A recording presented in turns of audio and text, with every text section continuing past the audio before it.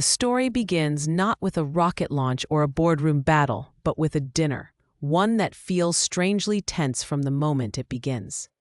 The biographer sits alone at the table, rehearsing how he'll convince Elon Musk to trust him, to let him write the book as an honest account rather than a sanitized legend.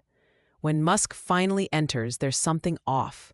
He looks both imposing and fragile, like a man who has taken too many hits and is still bracing for the next one.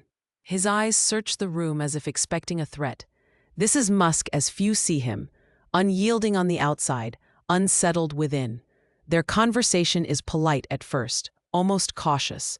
Musk admits he's read the writer's previous biographies and liked them, but he isn't offering the usual enthusiastic yes. Instead, there's hesitation, a flicker of distrust. You can feel the weight pressing on this moment. Musk is a man who has spent his life fighting, and he doesn't easily hand over control of his narrative. Meanwhile, the writer tries to maintain calm, sensing that the outcome of this meeting could shift the entire trajectory of the project. It becomes clear that Musk is not fully present.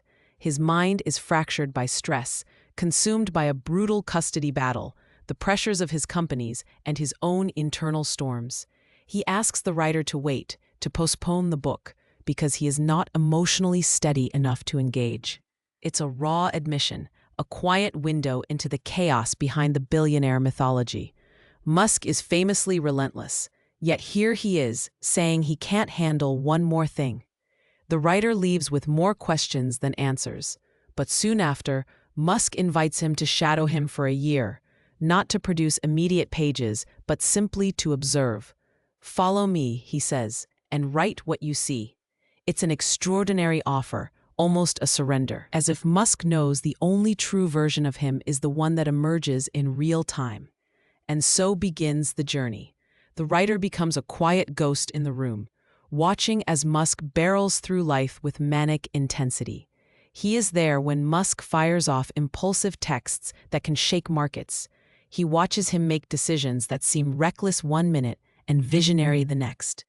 He sees Musk's relationship with suffering, how he seeks it, how he uses it, how he believes greatness demands it. Musk is not a man striving for balance. He is a man propelled by extremes. In these early days of observation, the portrait forms. Musk is a person who can flip from charm to fury, from brilliance to blunt aggression in seconds. He is driven by childhood ghosts and an insatiable need to prove himself.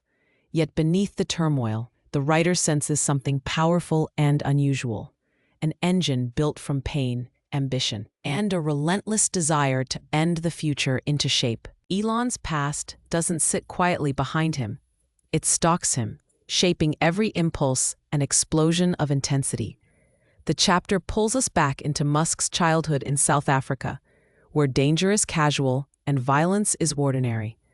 Neighborhood kids fight like adults, and adults fight like monsters. Musk grows up small, awkward, and lost in thought, a perfect target. He is beaten so badly one day that his face swells beyond recognition. The brutality is constant, almost ritualistic. Musk learns early that no one is coming to save him, but physical violence pales compared to the emotional cruelty at home. His father, Elon Musk, is brilliant and charismatic, but also a master manipulator. Elon is cornered into hours-long psychological monologues designed to break him down. It isn't discipline, it is domination. These experiences carve deep grooves in Musk's emotional wiring. He becomes hyper-alert, armored, sensitive to betrayal, yet numb to chaos. Paradoxically, the trauma fuels his drive. The same brutality that wounded him also hardens him. Fear barely registers. Challenges feel normal. Pain becomes fuel. Chaos feels familiar. Survival becomes identity. Books become Musk's escape hatch. Science fiction offers worlds where logic wins, where heroes reshape civilization. Elon doesn't just consume these stories, he internalizes them. This marks the beginning of his lifelong belief that humanity must evolve or die, and that he might be the one to accelerate that evolution. By adolescence, Musk carries a core conviction: the world is broken, and someone must fix it. That belief becomes the engine of his adult life. Chapter 2 doesn't excuse Musk's flaws, it reveals their origins. His intensity, his emotional distance, his obsession with high stakes, they are echoes of a childhood defined by fear, brilliance, and survival. Elon's young adulthood unfolds like the opening act of a hero's journey, one where the hero is unprepared, unpolished, and propelled forward mostly by instinct and stubbornness. He arrives in North America with almost nothing. No family support, no roadmap, just hunger. At college, Musk consumes knowledge like oxygen. Physics and engineering become the structure and stability he never had as a child.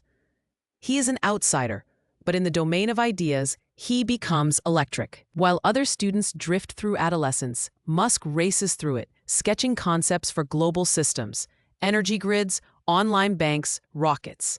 His ambition isn't rooted in money, it's rooted in existential purpose. Signs of his complex personality emerge. He pushes great projects faster than teammates can follow. He burns relationships through intensity, not malice. He oscillates between tenderness and distance.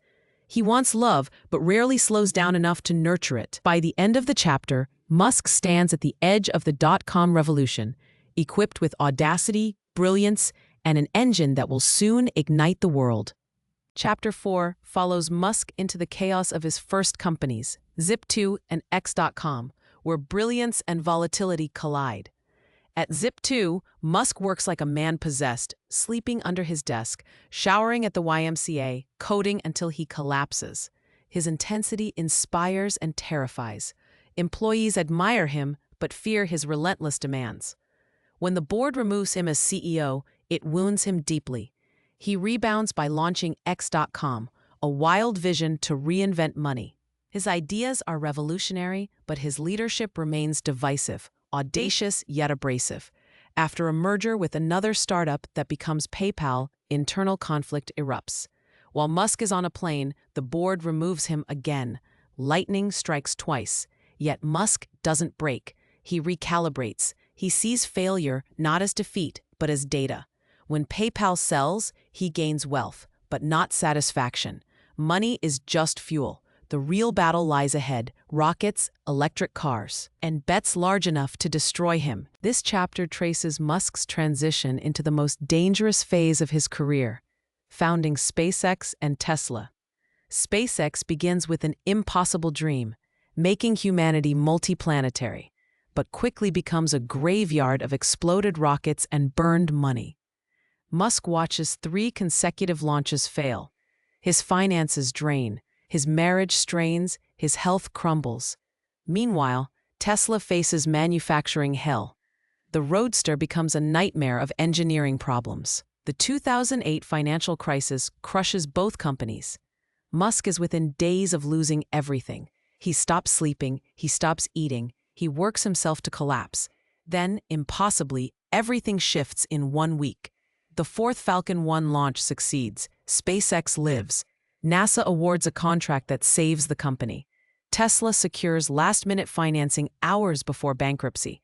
Musk emerges scarred but undefeated. The world begins to understand that he is not merely lucky. He is relentless, almost superhuman in endurance. This was his crucible, and he survived it. The first 5 chapters trace the making of a man shaped by violence, brilliance, trauma, and impossible ambition.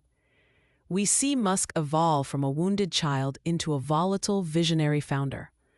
Every victory comes with a cost. Every breakthrough hides a bruise. Part 1 shows how Elon Musk was forged. Part 2 shows how he was nearly destroyed. Ahead lies the valley of despair, the near-death years of SpaceX and Tesla. Rockets explode, money evaporates, the world loses faith. Musk comes within hours of losing everything. Welcome to Part 2, the near-death experience.